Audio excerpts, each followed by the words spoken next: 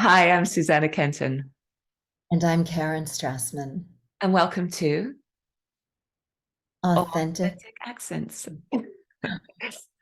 So, in this video, what we're going to do is go from a British base towards an American accent to create a mid-Atlantic blend. So, shall I do this one, Karen? Shall I start on this one? Yes, Okay. you start. And using Talk this, about also how you've been doing this in your career recently and what it had yeah. served. Yeah, so it seems to be very popular. A lot of my American clients want an accent that is what they call slightly British. So it kind of fits in that voiceover mid-Atlantic place, not the mid-Atlantic of the old Hollywood movies, but that blended accent. And Like I a found that Bailey, I am. exactly, how do you do? Oh, And what I found is that there sometimes I'm called to do it more towards the British end and sometimes more towards the American, but there's a real spectrum. So what I'd like to do is I'll give it a go. I'll read a piece of copy. In fact, this is that piece of copy called, is it Comma gets a cure. comma gets a Comma cure about a gets a goose. cure.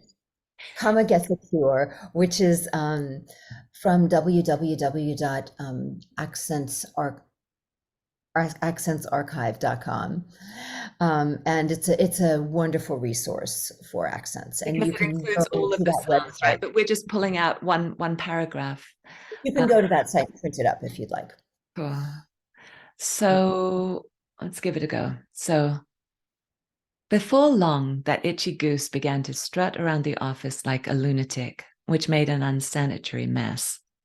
The goose's owner, Mary Harrison, kept calling comma, comma, which Sarah thought was an odd choice for a name. Comma was strong and huge, so it would take some force to trap her, but Sarah had a different idea.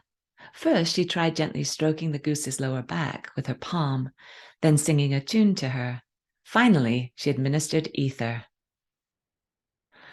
Mm, So that let me was know to beautiful. your ear where that sits. Would you say it was more British, more American? I really felt it was really beautifully in between them. It was just I I always say this, but I could listen to you talk for hours. It's just, you know, it's just beautiful, Susanna, because it doesn't feel like it's specifically either. What would be interesting, just to ask you to do it with a more standard British, just so that people hear the contrast. Hmm. Could you do that for me? Yeah, let me just read a line or two. Before long, that itchy goose began to strut around the office like a lunatic, which made an unsanitary mess. Yeah, so it's a lot more clipped. But so let's say someone's Exactly. listening to this video and they have a natural RP, received pronunciation, British accent. How would you guide them into more of an American feel to it? How would I guide them into doing what you just did so beautifully? Well, that's the Uh, thing. Like, it's one thing to kind of do it by feel, and that's very much how I work with accents. But it's another thing, like you coach people with all different accents from around the world to do different accents, and you guide them through placement and picking out things. So, what would you say to someone who's starting from a very pure British accent? so basically, what Susanna has done, what you've done, is you've taken the British accent, so which is really, really hitting the roof of the mouth and going through the nasal passage. So it's going to be a lot more up there, and you've let it drop a little bit. So you've literally let it. So British is going to have an edge on the roof of the mouth like that, and you've softened that edge, so you've let it drop a little bit. And you've also softened your diction a little bit.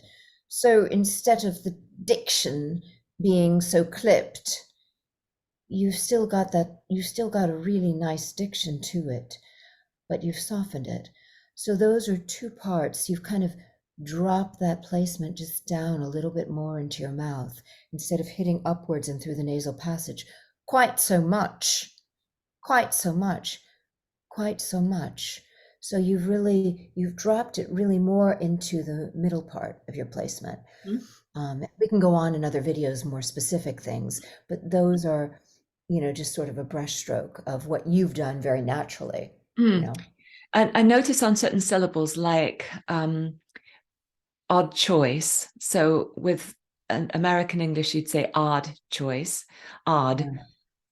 And it's an British, you'd interesting say thing. odd. Well, yeah, odd or odd. So it's sort of between the two, odd.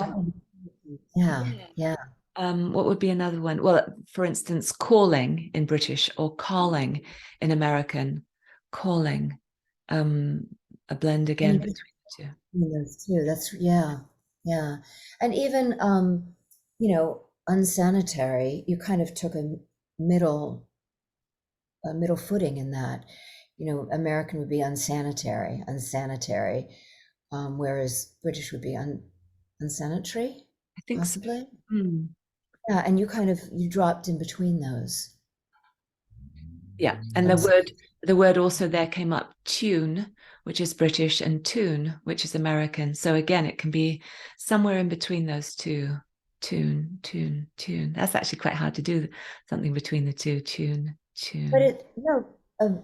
instead of tune or tune. Yeah, yeah, you got it. You got it. Cool.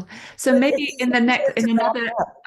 in another video, let's do you going from an American base towards a more British sound to make the Mid-Atlantic one. Sound Yeah, and good? we'll be covering more details of all of this in other videos as well. Great. See you then. Stay tuned.